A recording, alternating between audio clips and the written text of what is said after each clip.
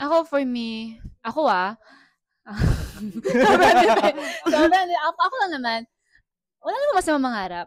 Pero kasi minsan meron pang ibang bagay yung mas kailangan ko. Ako yun So, feeling ko, meron mga pangarap na kailangan ko muna isang tabi para sa mga kailangan ko muna sa ngayon. And I think kung may time pa naman in the future, yun ang ipapursue ko naman. Yeah, I think. Para sa akin, it's such a privilege to make your passion your job, to be able to earn from your passion. Um, but I'm not saying that it can't be reality. It definitely can be. So, para sa akin though, it's also something that you can parang work Yeah, towards. yeah. Kasi as of now, for example, for Enzo, his passion wasn't paying the bills. Not saying that it cannot, but in order minsan 'di ba mas masarap talaga yung maging successful kapag may sacrifices. If you've Yes. gone through things to be able to get to that point.